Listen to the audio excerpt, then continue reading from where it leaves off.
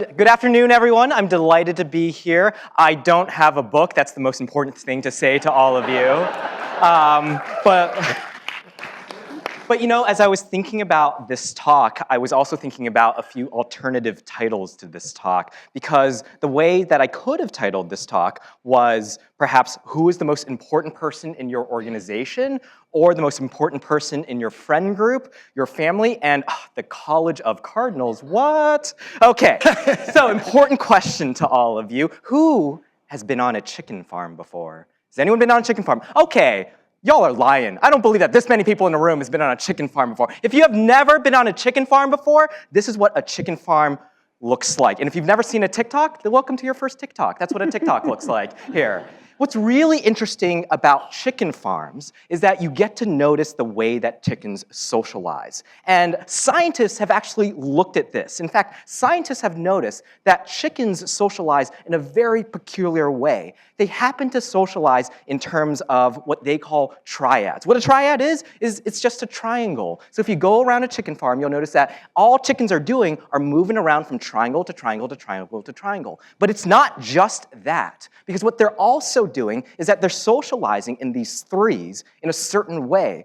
They do what are called forming dominance hierarchies. So if you've ever heard the term pecking order before, that's what chickens are doing when they're socializing in these triads. They're trying to determine who is the king chicken. They're trying to determine who's the second chicken and who is the loser chicken. You know, that's what they're trying to do. And that's all a chicken farm ultimately is, if you leave them at their own to socialize. It turns out that all animals have their own signatures when it comes to the way that they socialize. And furthermore, those signatures, when you look at them from a bird's eye point of view, have their own markings. And those markings are in the patterns that they form in their social networks. And so, for example, chickens form these dominance hierarchies when they socialize in groups of three. Rhesus monkeys are also similarly hierarchical.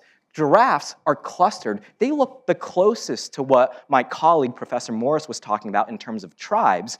Guppies are cohesive, and orcas, killer whales, they tend to be modular. They move in different pods. In fact, that is the name of venery for an orca, pods. And so this all makes sense. It turns out that humans also have a unique social signature when it comes to their social networks.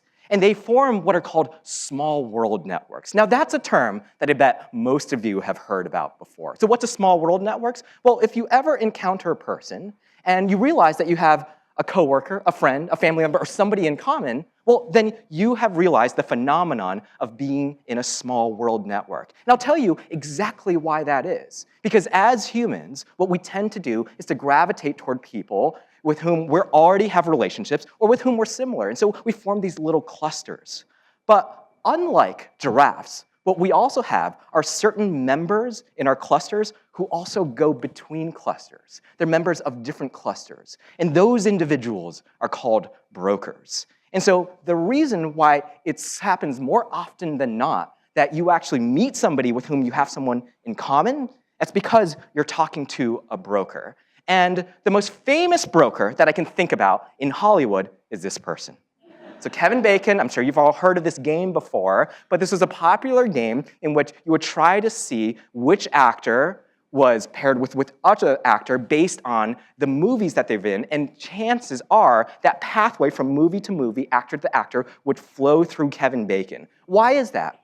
Because Kevin Bacon, of course, was overworked, but also because Kevin Bacon starred in a lot of movies that crossed different genres. And so he was embedded in different clusters. What's unique about that position, the person that's known as a broker, is that they have an advantage. In fact, they have an advantage in 4 ways. And so I'm going to take you through the 4 ways in which brokers have an advantage in life, but also in organizations. The first thing I'm going to tell you about is that brokers are more innovative. There's so many statistics about this. People who cross different social circles tend to be more creative. They tend to generate more patents. They tend to draw things that are more out of the ordinary as well. But my favorite example of this is the following. So those of you in the room who have had me as a professor in class in strategy or technology strategy class know that I'm a huge foodie. But there's one restaurant that I never got to try, and that is because it no longer exists.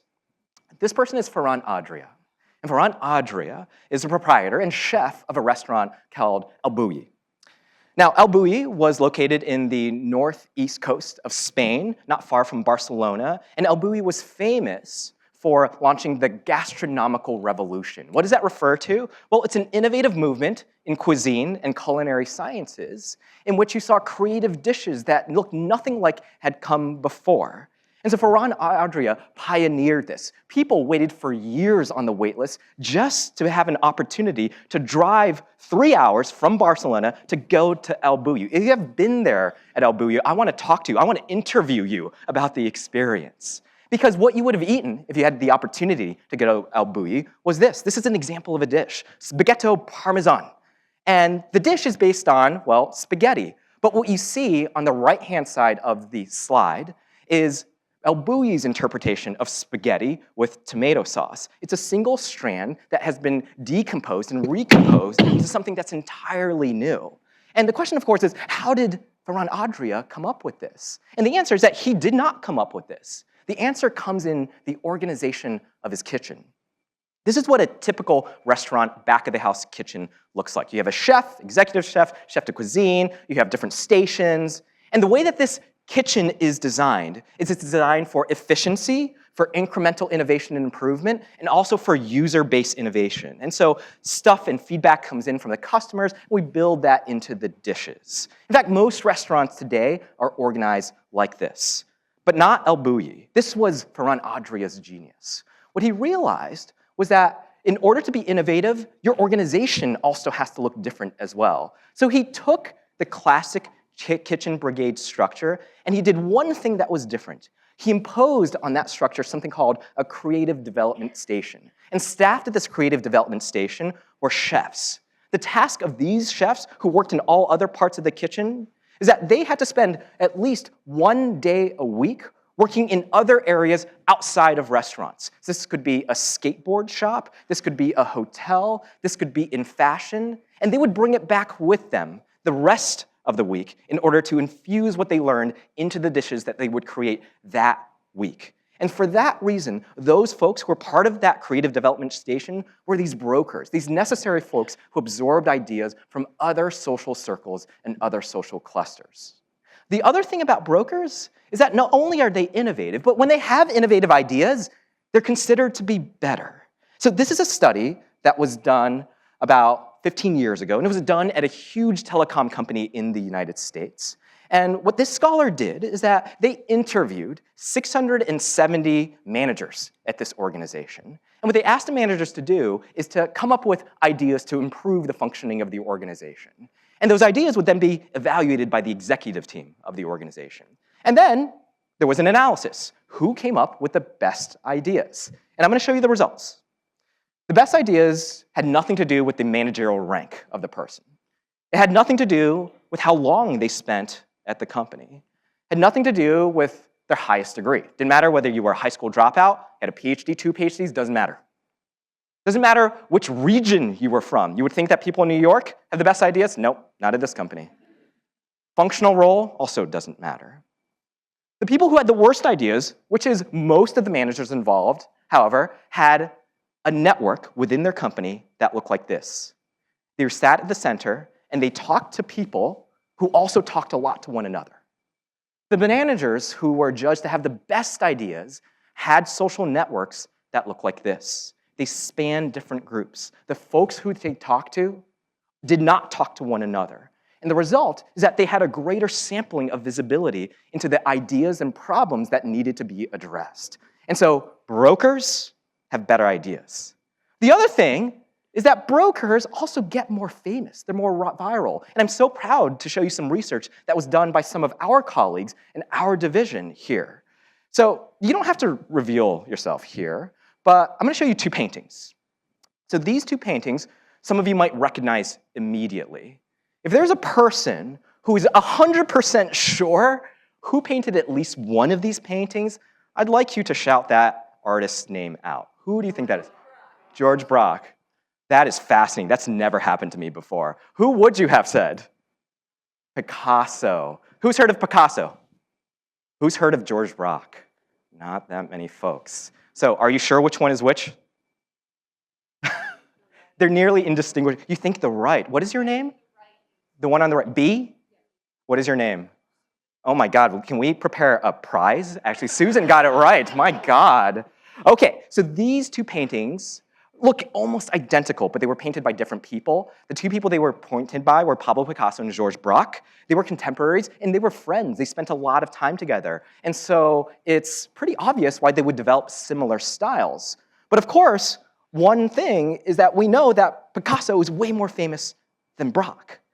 Like, hardly anyone here knew who Braque was. If you're an art aficionado, perhaps you know who he is. In fact, if you go to the MoMA today, you will see paintings of Picasso placed alongside paintings of Braque as well. So what explains their fame? Well, a few colleagues of ours did a study to look at what shaped these artists' social networks at the turn of the 20th century. In fact, the visualization and analysis that they developed is actually on display at the MoMA right now, so you can actually see it. It's an exhibit called Inventing Abstraction, and it was done using data from correspondence letters between expressionist artists at the turn of the 20th century. Guess who's right at the middle? It's Pablo Picasso. And the reason why is not just that he sent letters to many different other artists and gallerists, but he also sent letters to folks who never sent letters to one another. And that is an explanation of why Picasso ultimately became way more famous than Braque. So we've gone through why brokers are more innovative. We know why they have better ideas. We know that they are more viral as well. But finally, we're going to talk about something that all of you came to business school, which is why brokers make more money. And it is true. They do make more money. They create more value. If you notice in the title slide that I sent all of you, there was this blurry photo of these folks sitting in the title slide. Here's that title slide. I'm going to sharpen that focus so that you can see who these folks are. And I'm going to tell you right now, it's not obvious to me who these folks are, but I know. I created the slide, so of course I know. So these folks are known as the PayPal Mafia. So who are the PayPal Mafia? Here's the PayPal Mafia. These are folks who are involved in either investing in PayPal when it first started or founding PayPal when it first started. You'll notice that there's one person who's not named here. It's because when they staged this photo for a magazine, the bar owner insisted that he would be in the photo. And so that's him right there. Nobody knows his name. He did not invest in PayPal. One of the companies that the PayPal Mafia later went on to invest in was Airbnb. And in fact, the PayPal Mafia did many investments together. They co-invested together in the past. They also co-invested for many years after PayPal as well. So I want you to put yourself in the position of a founder like Brian Chesky, who is the founder of Airbnb. And let's say you had the luxury of having the following choice. You could take funding from the PayPal Mafia, knowing that all of those investors had invested together before, or you had the option of taking investment from an equivalent group of people, but who had never invested together before. Whose funding would you take? And this was the basis of a research question that we looked at a few years ago. Because to me, the answer is not obvious. On the one hand, having a group of folks invest in your company who are cohesive means that they work well together. But they also might do what? Gang up against you. If you take money from a group of people who have never invested together, you get a broader sampling of their opinions. But they might not be able to coordinate with one another. So what do we find? I'll tell you what we find. We find that if you take money from a group of investors who have never really worked together before, compared to a group of investors who have worked together before, then the eventuality of your exit outcome is the following. You have a 37% higher probability of going public. But if you take money from a group of investors who have worked together before extensively, you have a 6% higher probability of being acquired. So you're telling yourself, well, it's obvious. Take money from the group of investors who've never worked together before. The thing is, if you take money from that group, you also have a 50% higher probability of exiting by failure as well. So it's a high-risk, high-reward strategy, which brings us to our new pope. What is distinct about our new pope? Well, it turns out a group of researchers at the University of Coney analyzed the social network of the College of Cardinals. And what they discovered is that Robert Prevost from Chicago, Illinois, happened to be right at the center of that network. And not only was he distinct in this network, but he happened to span different social clusters as well. And so it's that act of being situated as a broker is what predicted his ascendancy to being a pope. So if you want to be a pope and go public, be a broker. Thank you. Thank you.